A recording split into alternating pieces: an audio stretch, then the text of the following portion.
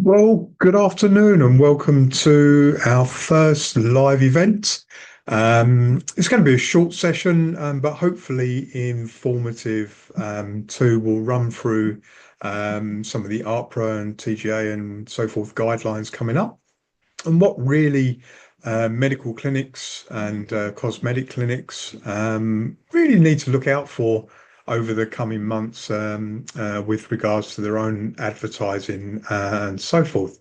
So now I'm going to share my screen and I'll get the presentation up.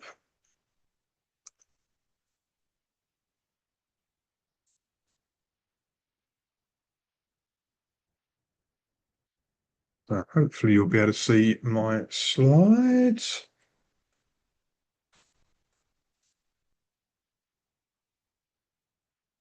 It should be coming up now.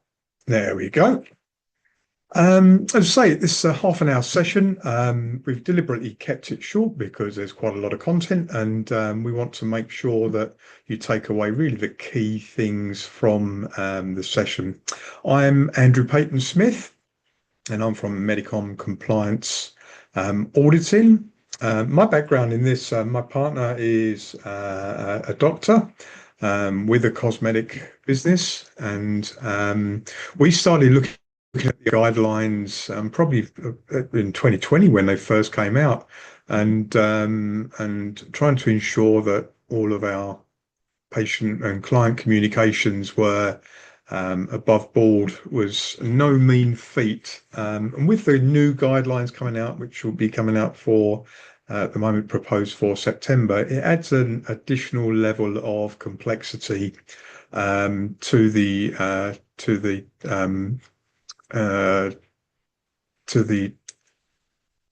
can you see my screen? Let's have a look at this. So let's just make sure we've got the right screen.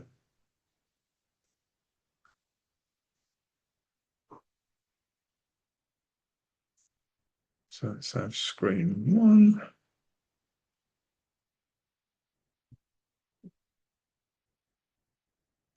Yeah, so we're just back to this. As we're saying, why compliance matters more than ever. 70% of cosmetic websites reviewed by AHPRA had breaches when they audited in around 2022, 2023. The current updates equal stricter rules for injectables, ads, and social captions and so forth.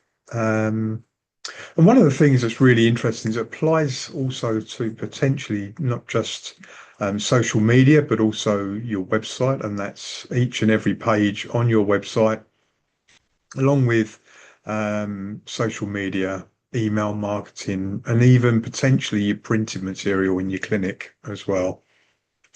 There are consequences for breaches under the guidelines and the rules, potentially fines, disciplinary action and advertising takedowns and complaints, and also restrictions.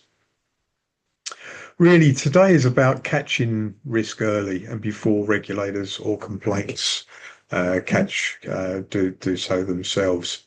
So the picture is a little bit scary. There's also probably 1,000 questions that you may have and so forth, and we'll try to answer some of those during the course of this presentation. Move on now. Just move on. There we go. So which guidelines apply to you? You must comply with AHPRA advertising guidelines for December 2020, Medical Board Cosmetic Surgery advertising guidelines for July 2023, the AHPRA guidelines for non-surgical cosmetic procedures, and they're the proposed guidelines for September. Potentially even Therapeutic Goods Act of '89 and the Code of Advertising, and good medical practice code of conduct for doctors if doctors are involved. As well as also you've got other guidelines such as the AMA Code of Ethics and obviously the various advertising laws that are available in Australia. So even though they're non-surgical procedures, they don't mean softer rules. and now the rules are becoming a lot more stringent. So what are the common advertising mistakes that we're seeing and could catch you out? This is going to be an interesting area. Phrases such as safe, quick and painless. And the reason why is it minimises risk and is banned under AHPRA and TGA rules. Things such as, and you all know this because this has been in the news for quite some time now, testimonials or Google star ratings. Strictly prohibited in any advertising format. Now, there was a question earlier, actually, I saw online, basically whether if someone creates a testimonial for you for your business on Google, are you allowed to answer it? And that was one that actually stumped me as well a little bit. So I'm going to have to check that out. The poster seemed to think not, that you were not even allowed to answer testimonials. But I suspect there's probably a lot of context and so forth where it may be relevant to answer, but without adding to potential advertisement of your services or the prohibited or the regulated services. Before and after images, high risk, they can be very high risk unless they meet strict display conditions. And that will be things such as whether whether there's disclaimers saying that no treatments are guaranteed, everybody's individual, and so forth, and whether you do have to identify whether these are actually patient photos where you've got consent from the patient, as well as also indicate whether the pictures are just used for illustrative and educational purposes only. Things like inducements like book now and save. That's a bit of a minefield, requires visible terms and conditions, or it could be a breach as well. And the other thing is you cannot provide urgency to book something or book a treatment that is regulated under these guidelines as well. You've got to be very careful with that. Also, promotional language for injectables and devices, obviously under TGA rules. You cannot talk about prescription only and name prescription only medicines in your advertising. It cannot be directly advertised, for instance. And there's even areas for even showing emojis such as the syringe emoji and the love emoji, or vague claims like natural results. They can be breaches. So what you're probably gathering here is that there can be a bit of a minefield. And if you look at virtually everything that you're putting out to the client can see, you can see that there could be gotchas everywhere, especially if you've had websites up and available for many years. Even maybe you've forgotten about some of the pages that you've got or some of the blogs that you wrote 2 or 3 years ago, for instance. There could be gotchas in those blogs. And really the hard and fast rule is if the resource or the asset, such as a blog or a web page or a social media post, is still live on the internet, then the existing rules will look at that as of the current rules on that. So I hope that makes clear. It could be a bit of a minefield, and you need to be aware of what content you do have out there.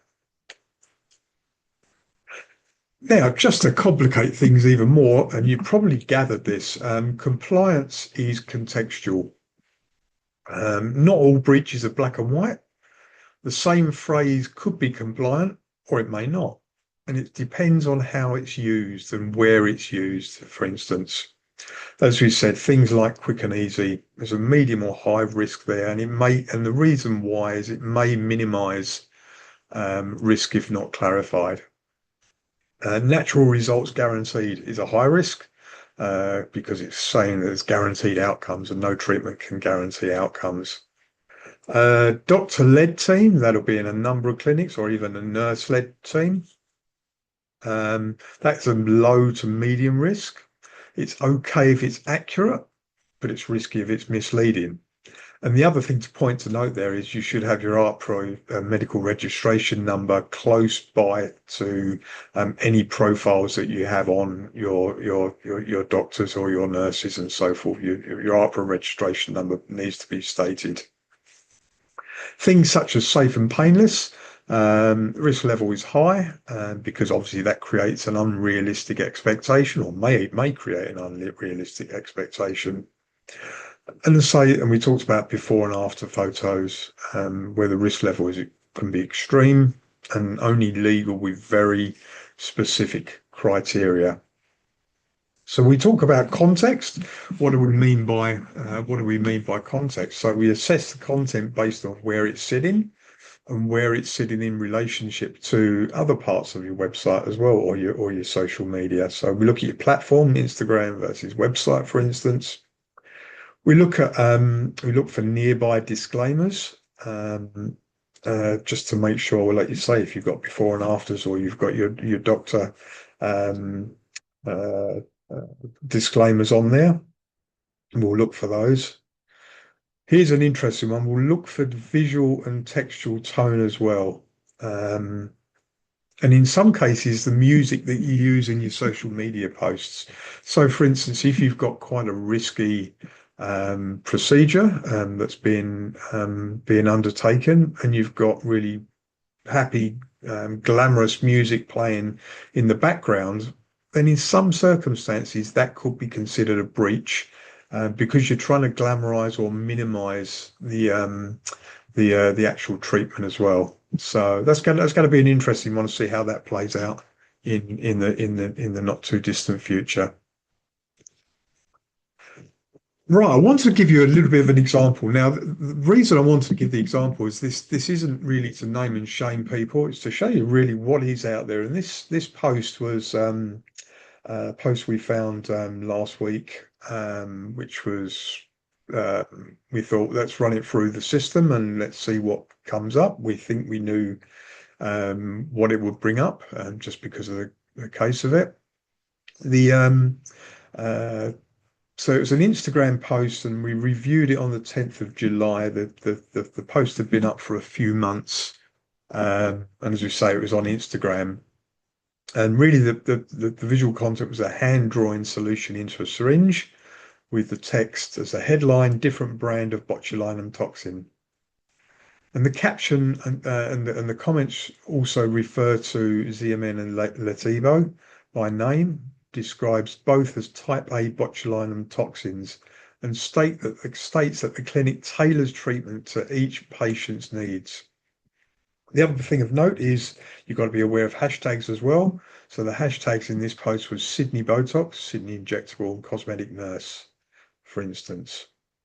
And so we've obviously redacted the clinic's name just for privacy purposes. But I thought this was a really good example to show really with the sorts of things that we can do at Medicom and so forth. So I'm just going to move on now and tell you what the breaches were. So there are about 5 key breaches in that one small post. Mention of Schedule 4 drugs, ZMN and Letivo. The post explicitly names 2 prescription-only botulinum toxin brands, and that breaches a TGA code, and we've given the guidelines there. There was also a visual implication of an injection. So this is another area they're taking quite hard on. The syringe being filled visually enforces the idea of treatment of an S4 product, high-risk imagery. And so it's high-risk promotional imagery. The use of the hashtag. So our system brought up the use of the hashtag Sydney Botox. Even though Botox is not mentioned in the main text, its inclusion in the hashtags constitute an advertisement of a prescription-only substance, and that, of course, breaches TGA and AHPRA guidelines. There was a lack of risk disclosure or disclaimers, no references to risk, suitability, or side effects from the botulinum toxin, and that was a medium risk. And also, there's a suggestion that medical judgment and benefit, but it lacks specific or clinical justification. So it's talking about tailored treatment, but it didn't really give any justification as to what the treatment entails and so forth. So potentially misleading claims there. So I thought that was a really interesting one as well for you. So we're gonna basically answer some questions, and we've had some questions sent through. So here we go. What kind of advertising is question one that was sent through earlier? What kind of advertising is actually banned under the AHPRA code? Well, AHPRA prohibits advertising that is misleading, offers inducements like discounts without clear terms, and also uses testimonials or creates unrealistic expectations of treatment outcomes. For example, claiming instant results or risk-free injectables. So hopefully that makes that clear for you. Here's an interesting question. What makes something a high-risk non-surgical procedure under the 2025 guidelines? Well, AHPRA classifies procedures like anti-wrinkle treatments, injections, dermal fillers, and thread lifts as high risk because they involve prescription-only medicines, or there's skin penetration or potential complications. Now, these procedures are subject to stricter advertising and pre-treatment screening rules, so body dysmorphia rules. So have got a template on our website that you can download for free. But essentially, anything that has the ability of changing the skin or the body could be construed as being high risk. Next one, I'm a nurse injector. Am I allowed to advertise cosmetic injectables?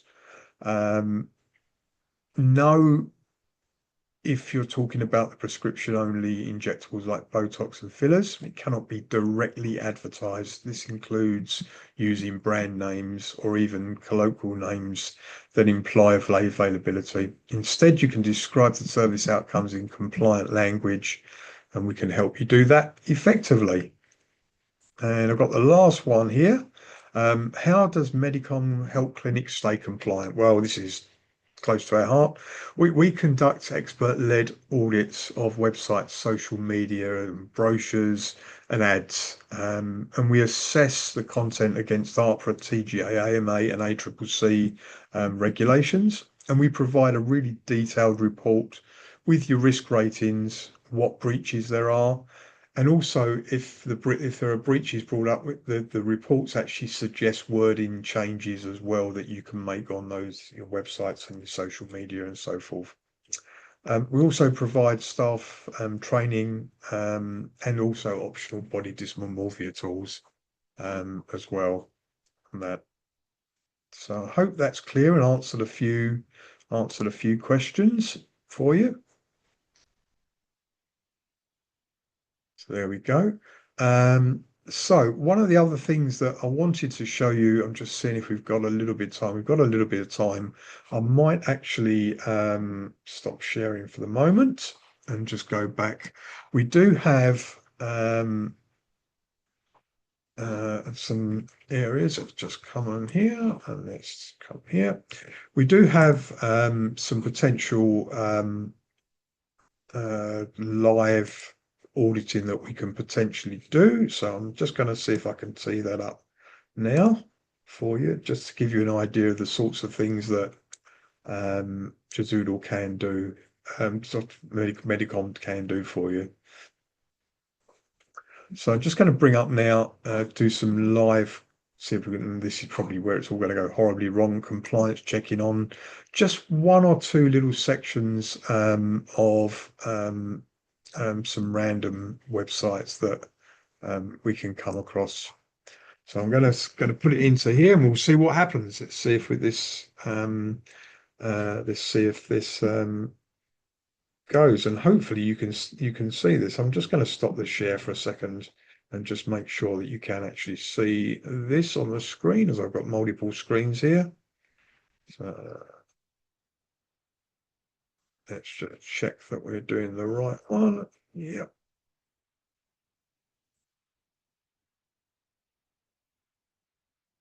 There we go, and we're back. So I'll put in headlines and sub headline. So the headline was, look 10 years younger instantly, guaranteed, and with our exclusive anti-wrinkle or wrinkle erasing formula, notice the word erasing, you'll walk out looking refreshed, radiant, and years younger. Remote results are guaranteed. What do you think that's going to happen? So I'm just going to put that into, there we go. And so our system comes back with all of your compliance and the compliance findings.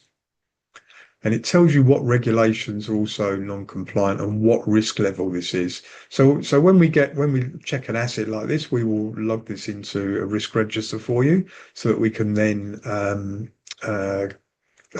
come back and check these things. There's use of financial inducements, potential breach of the TGA advertising code. And it's picked up the wrinkle erasing. I thought it would. So, and then then the report suggests alternative compliant wording for you. And then you get a summary of your compliance risks and your conclusion. So I'm going to do one more, just because we've got a little bit of time that we can possibly do. If I can get it here. There we go. So I'm going to do a celebrity injector claim.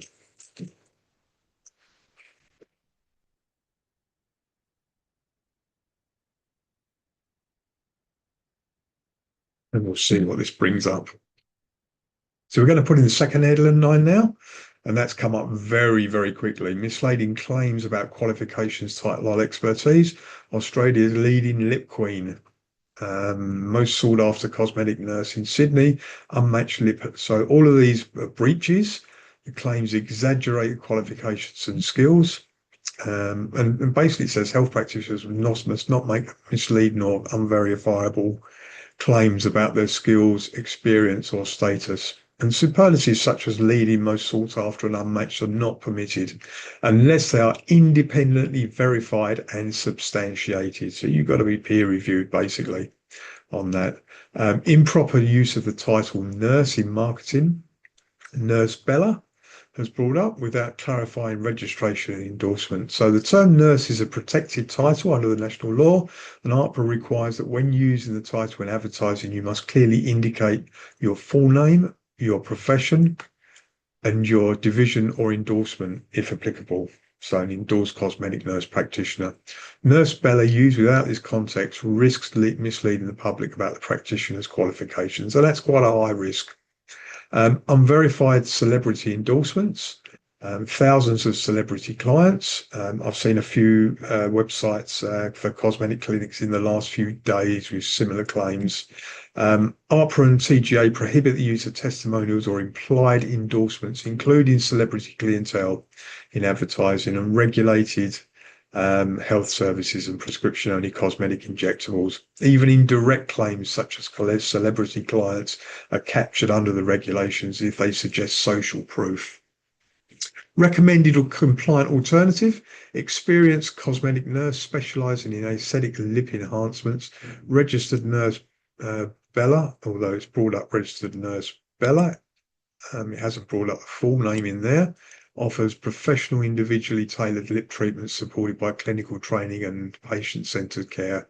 Book a personalised consultation today. So this version removes the unverifiable and states the practitioner's role in there. So there's a summary of breaches.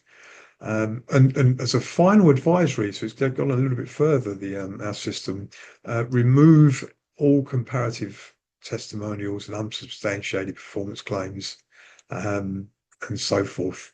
So that's just giving you a bit of an idea as to the sorts of things that our system bring up.